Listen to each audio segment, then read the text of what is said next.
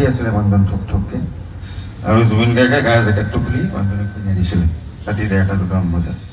সেইটো বস্তু মই 89তে দেখা আৰু শেষ দিনাখনলৈকে দেখিছিলোঁ। তেওঁৰ মৰমতে আচলতে থিয় হ'বলৈ শিকিলোঁ। এতিয়া আজি ইমান বছৰে বজালোঁ, সকলোকে এটা জেগাত এৰি থৈ গৈছে যে মই নাথাকিলেও তহঁতি খাই থাকিব পাৰিবি। গাত যেন স্বয়ং নটৰাজ বহি আছে তেনেকুৱা লাগে। চব বস্তু ইমান পজিটিভলি লয়।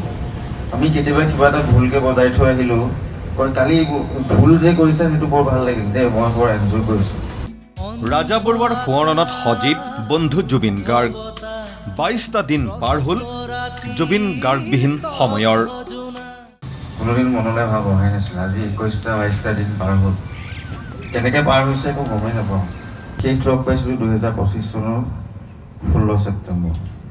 সেই প্ৰথম লগ পোৱা দিনটো আৰু শেষ লগ পোৱা দিনটো 35টা বছৰৰ মাজত একেই থাকিলে। যিদিনাখন প্ৰথম লগ পাইছিলোঁ সেইদিনাখনৰ কথাৰ সুৰ আৰু সেই 2025-ৰ 16 ছেপ্টেম্বৰ লগ পোৱা কথাবোৰ একেই আছিল।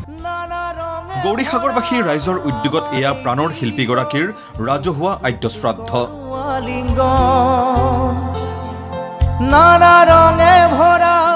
শুকুৰবাৰে গৌৰীসাগৰত নাম প্ৰসংগ পুষ্পাৰ্ঘ্যৰে শ্ৰদ্ধাঞ্জলি যচা হ'ল জুবিন গাৰ্গক।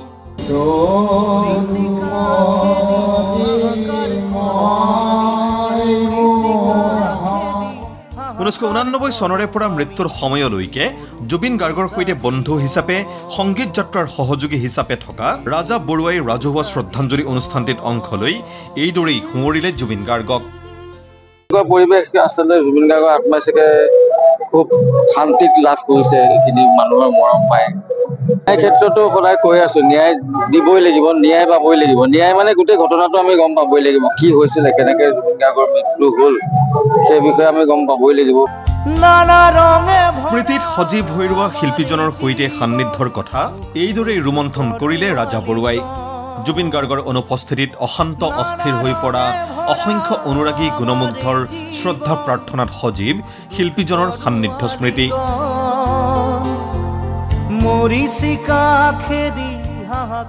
ইয়াৰ মাজতেই জুবিন গাৰ্গৰ ৰহস্য মৃত্যুৰ ন্যায় বিচাৰি ছ'চিয়েল মিডিয়াত আৱেগ ভৰা পোষ্ট গৰিমা শইকীয়া গাৰ্গৰ। এতিয়া মন মগজু শৰীৰ অন্তৰাত্মা জুৰি মাথো এষাৰেই কথা, আমাক ন্যায় লাগে। জুবিন গাৰ্গৰ দৰে এক সত্তা অৱহেলিত হ'ব নোৱাৰে। বুকু দহিনীয়া জুইকুৰাৰ উত্তাপত দগ্ধ হৈ মুখাগ্নিৰ সময়ৰ সেই অনাকাংক্ষিত ফটোখন শ্বেয়াৰ কৰি জুবিন ভগ্নী পামী বৰঠাকুৰে লিখিলে, তোক যে জুইকুৰা লগাই দিলো, দহিলো কিন্তু মইহে। জীৱন পথত আছে ঘাট। সত্যটো নজনালৈকে এই দহন নকমে। সত্যটো আমাক অতি সোনকালে লাগে। প্ৰিয় শিল্পীৰ চিৰবিদায়ৰ দুখে ভাৰাক্ৰান্ত কৰি ৰখাৰ সময়ত ন্যায়ৰ দাবীৰে সৰব হৈছে এতিয়া প্ৰতিজন। সুদূৰ উৰিষ্যাৰ পুৰীত সাগৰৰ বুলুকাটো শিল্পী সুদৰ্শন পাটনায়কে জুবিন গাৰ্গক অংকন কৰি লিখিলে, জাষ্টিছ ফৰ জুবিন। অকাল মৃত্যুৰে জীৱনৰ পৰিসমাপ্তি ঘটা জুবিন গাৰ্গৰ স্মৃতি শ্ৰদ্ধাঞ্জলিৰে এইদৰে এতিয়া ৰাইজে যেন বিচাৰিছে শিল্পীৰ উপস্থিতি।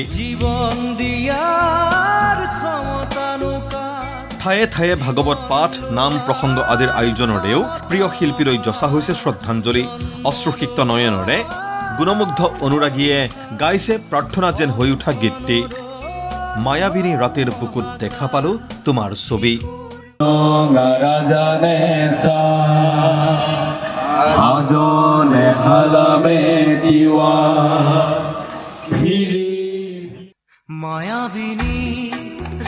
Bureau report ND24।